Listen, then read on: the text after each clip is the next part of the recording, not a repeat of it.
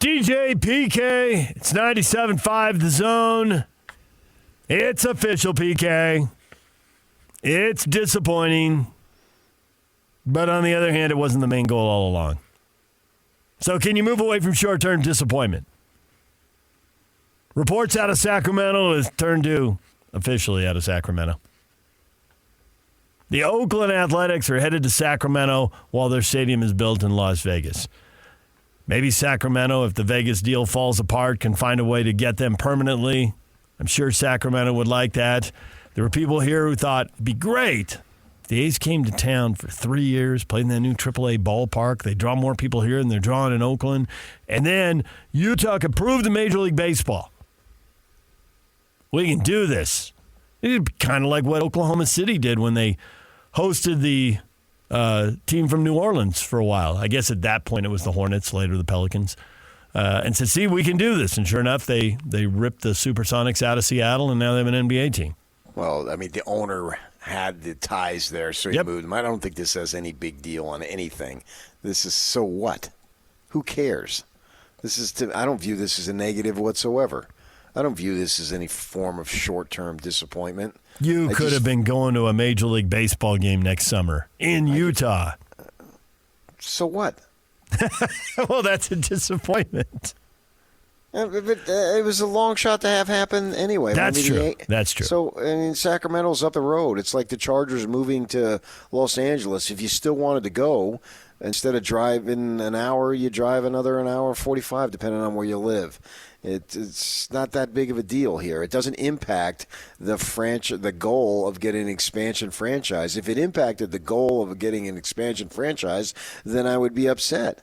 But this doesn't deter the folks who are involved with Big League Utah, I think is their name, and they're not deterred whatsoever by this. It's full steam ahead. There's a part of them that I think is actually relieved by this. That's what I'm saying. They had a chance to prove they could do it, but I think that, and they don't really want to say it out loud because it's not, you're not supposed to talk out loud, but nonetheless it was real, man, A's ownership is all over the map. What if they're just impossible to work with and we end up not looking good because they just keep making a mess of stuff? I don't think MLB was going to decide if Utah gets a franchise based on the Oakland Athletics experience on a temporary basis in Salt Lake City. I think that they look at this community and think that can it be a prosperous one. I mean, I don't know that Phoenix and Colorado, Denver and Tampa, St. Pete, they needed to have teams in their market for a few years before they expanded. Oklahoma City, the owner was taking the team to Oklahoma City, whether, Katrina happened in New Orleans or not. So from that perspective, I get, yes, it sort of would have been fun, but I got my eye on the bigger prize here. And if it was a negative upon the bigger prize, then it would be a negative, but it's not. Sacramento, I mean, the A's, if you want to go see the A's, drive up I-80, and they'll be there.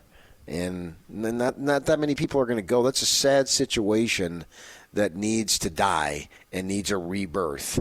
It's like the legendary coach playing out the Bobby Bowdens and the Joe Paternos. You just have to let it play out, and then it's over. The Lakers were going nowhere at the end of Kobe Bryant's run. The Dallas Mavericks were going nowhere at the end of Dirk Nowitzki's run. But it was sure worth having them there during that time. The A's, they're not anywhere where they used to be, but there was a time that they were really, really good. And it was multiple times. It just wasn't the Reggie Jackson group in the 70s. There was also other times there, the Bash Brothers and all that stuff. And unfortunately, it is what it is. It stinks, and it needs to die. And then they need a rebirth, right? And apparently that's what they're going to get in Las Vegas. I've been reading stories about the Tropicana being demolished, where they plan to have the stadium play, and that's the south end of the Strip a little bit, across the street from MGM and New York, and all that off of Tropicana. So get that going, and away they go. And our folks, Steve Starks and our guys that are leading the charge here, full steam ahead. And all of us are wishing that it happens. Now, if it comes out that it doesn't, then that's a significant blow. This is not a significant blow. Jim, I'm okay with this. I never believed the Athletics were coming anyway. So see, Jim didn't get his hopes up. He just rolls with it. It's no, and Jeff takes it a step beyond that. I'd prefer the Athletics not come here. Jeff wants a clean slate with Major League Baseball expansion showing up. And Travis says Salt Lake City's still a front runner for an expansion team, which would be better anyway. I believe both those things. Salt Lake is still a front runner, and I think it's better to get an expansion team than have a team move in. Yeah, too, I think it could have gotten in the way when you think about it, because don't you think that we will have a decision within the next 3 years? Yes, I can't guarantee it, but I would think it's more likely than not. No, I'm not saying that they'll start ball playing. No, I get what in you're 3 saying. years. No, I get what you're saying. I know you do, but I want to make sure the listeners do. That by April of 27, is it more or less likely that baseball would make a decision and say you're going to play ball in 29 or 30? You could be off, but if you are off, you're not off by more than a year or two. I really think the end of the decade is the target. So a 2027 or even a 2028 announcement, typically you're going to have at least one and maybe 2 years to ramp up.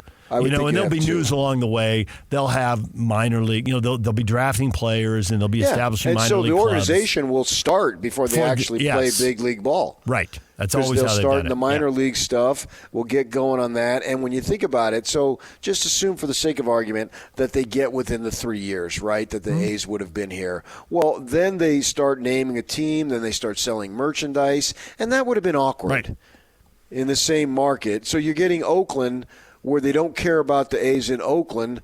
Now they don't care about the A's in their temporary home, too, right? Because we'll be looking forward to the Utah or the Salt Lake, whatever the Scorpions. I don't know. I'm just throwing it off the top of my head. And we'll be running around and merchandise. It'll be exactly like the Golden Knights, starved for big league sports. And then when they get it, you couldn't go anywhere in Vegas. And I'd been to Vegas many times for family reasons during that period where everything was about the Knights. The paraphernalia was all over the place. You go down and golf in St. George and you see people wearing Knights gear. And it was before they even started. So they'd have that same thing here. And I'd be first in line to buy a cap. There's no doubt about it. I'd be so jacked. That'd be great. It'd be awesome. And you don't really want that. The A's, then it would be an awkward situation. So you look at it from that perspective, I'm okay. Now you can also look at it, well, hey, if we don't get it, it would have been fun to at least have them here for 3 years. I get that. But we all think it stands a reasonably good chance of happening, so let's put all of our energies into that. And they're building that park out there in the Daybreak area. And so we'll have – I think AAA in and of itself is a good audition. Tony says this whole thing is pretty much a no-brainer. The Athletics would lose TV revenue if they came to Utah. They stay in the market. That's the only money they're making right now. I think they'll take a hit. I don't think they get all of the money, but they still get some of it. So the games are on TV all over Northern California. So that part of it is definitely more lucrative in Northern California than it is in Utah. What I would have loved to have seen is have them come here and then not be blacked out, but the Diamondbacks still be blacked out 10 hours away. Garrett, on that line, I don't know if you saw it, but I just saw the thing went viral on social media for a while. Maybe you missed about Iowa. Yeah, I saw it. And how Iowa is so close to 6 teams. So stupid. And they can't see any of them. What are the rules? Why can't you see the Cubs? And you can't see the White Sox, and you can't see the Brewers, and you can't see the Cardinals, and you can't see the Royals. I know. What are they doing? We do not want people in Iowa to watch baseball. Any of you. Any of these teams. Stop it. In Iowa's freaking heaven. It's baseball heaven. We know that. And they don't allow people who want to give you their money. No. And you're not going to take it because of some blackout rule. Stupid. It's crazy. Jeez. And since when all this stuff, we're old enough to remember when home games couldn't be televised in lots of sports, including the NFL, because it was going to ruin attendance. So that whole thing hasn't panned out. It's two different experiences. Everybody can't go to every game every night. There's not enough seats. You make money off the people who go. You make money off the people who don't go. But for years, we can't televise home games. Even the NFL bought into that. Right. They were just holding themselves back. Right. Here's the deal. I'm not a political dude, but any of the candidates who comes out with a platform, I will roll back blackout restrictions. They have my vote. There it is. Garrett, I was expecting this to happen. Oakland to Sacramento, the Athletics to Sacramento. I was expecting this to happen, but I'm still pretty disappointed. I wanted MLB in Utah, especially because the Athletics play my Giants every season. I see where you're going, Garrett. I don't know if they would have played them every season if they had to come to Utah, but I get your point. Right now they do play the Bay Bridge Series. You're guaranteed interleague play. We'll see if that continues in Sacramento. I guess it would make sense. Why not? Giants have plenty of fans in Sacramento who'd be pumped. Those games will be packed. Oh, for sure. Yeah, I mean, that's basically metaphorically right down the street. Yep. So, yeah, of course they would. And that's where they belong, actually, when you think about it, for the time being. And so, I guess maybe the other thing is to build the Vegas market. They could have had them in Kingman, Arizona. Is there a good facility in Kingman, Arizona? Kingman High School. Oh, nice. Put up some bleachers. So let them go there. Let's everybody have our focus, because when and if it happens, it's going to be a great day. It really would be. It would be a game changer in our market, because as we know, those stadiums are basically part of entertainment districts. And that just gives us a great opportunity on an area of town that needs it. So when that day comes, man, I'm excited for it. Really. Even if I'm not living here, and who knows what's going to happen in 5-6 years. I anticipate living here, but I'm just saying for the sake of argument, I go off to Florida and retire like old people do, whatever. You're not going to retire. I would still be Florida. excited. I know, but I'm just using this as an example. You'll be in Utah or you'll be in Arizona. Those are the two options. Exactly. Yeah. I know. But no, if you were living in Phoenix, you would be happy that Salt Lake got Major League Baseball. You'd know a lot of people who I would be happy. Ecstatic. Yeah. Yes, I would take ownership in fandom for the. I already root for like 9 teams as it is. What's one more? This would be your 10th team. I root for the Yankees, I root for the Phillies, I root for the Diamondbacks, I root for the Dodgers, and I root for the Salt Lake Scorpions or whatever they're going to be. Right. There's no question I would be a fan of the Utah team. There's just absolutely no question. Absolutely. I would be. Yeah. And I will be excited for that to happen. Yeah, I think that's a real game changer. Yeah, and it would be a game changer immediately. I think when the Jazz came, and I'm assuming, obviously I wasn't here at the time, I think it took a little time for it to be a game changer. Clearly, over the last 40 years, it's been a game changer. But as I understand it, with the Frank Layden, what time can you be here, it took a little time to get some momentum. And then we all know the story, and the owner, and then Larry Miller taking over, and now look at it. It obviously it continues. It's not a game changer because it's already changed the game. Yeah. This one will have a massive impact from day one. That was different. I wasn't here either, but I've heard all the stories about the lawsuits, and it's hard to embrace a team if you wonder if they're going to be forced back in a year or two, and then the team isn't any good, as opposed to having some big announcement or party like they had when the Winter Olympics came here in 95 when they got awarded. They had a big party, and you're right about selling the hats and selling the caps. Everybody'd be into it. They'd be undefeated for 2 or 3 years until they started playing. It'd be all excitement to hype it up. It'd be fun. Yeah, and then they'd be participating in the draft, right? And ahead of time. Maybe they'd be having cruises to Mexico, and all the fans could get on wearing their caps and their hats. Well, and then they would announce cities in which they'd be playing in, and media would be going to those places to take a part of it. There's so much to be done. To start this thing. It's actually unimaginable. It really is. Like, there'll be so much excitement, and everybody in the organization will be, oh, man, there's so much work to do. Right. There's so many people to hire. They'd really have to ramp working up around the clock to get the thing going. And then also, too, over there, we saw the renderings of what they'd be having. And then I also think it lights a fire under the NHL people, too. And maybe they have it before then. Right. But if they don't, it'd be like, well, hurry up and get here. You don't want to be the last one into the pool. Yeah. So all that stuff would be massive. And I'm excited for that to happen. I really, really want it to happen. Because I think having been, and we've all been to places, particularly where they have the entertainment districts, they don't really have it with the older stadiums, and that's the two in Anaheim and Dodger Stadium. Those basically are standalone stadiums. Surrounded by a sea of asphalt. Right. But all of us, well, maybe not all of us, but a lot of us have been to Coors Field in Colorado. That's different. Yeah.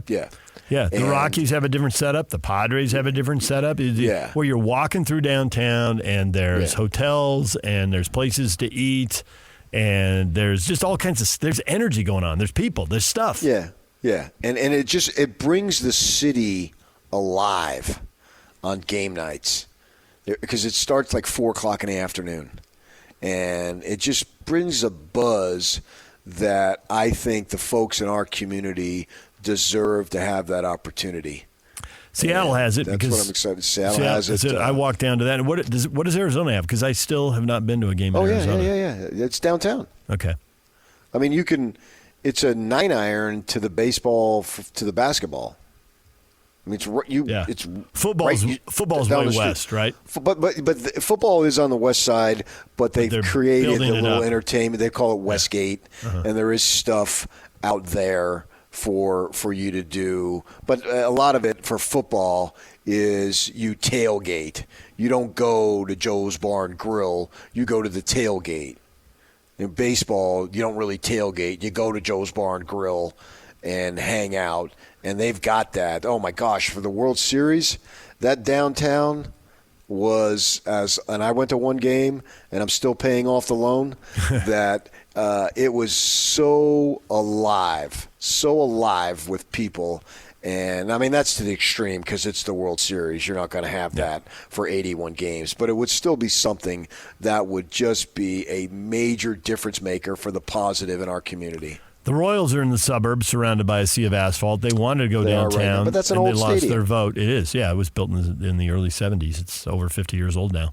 Yeah. And they lost their vote. And I just hope that doesn't slow things down because we know with expansion, once Oakland and Tampa, I hope now it's, once Kansas City gets their stadium situated. I hope that doesn't pop up. They've got 7 years left on their lease, so they got time to work it out, but having watched the Chargers move, 7 years will tick away pretty quickly, too. Yeah, but I think that the MLB wants it to happen, too. I hope you're right. And a rivalry with the Athletics, wherever they're playing, because I do think if you do the math, if they go to 32 teams, and whether it's 4 divisions of 8 or 8 divisions of 4, whether they get rid of the leagues or not, the Utah team is going to end up in the same group with the Athletics. Well, you shove Colorado to the American League and put them in the NL West. I think that would be cool because it'd bring the Padres to town and the Dodgers to town. So, exactly. But the Giants. I don't think so. I think that Arizona. I think the Texas and Houston go to the Central, and then it's the Mariners and the Athletics and the Angels. Okay, but that's first world problems. I'll take it. That is a first world problem. All right, DJ and PK, it's 97.5 The Zone.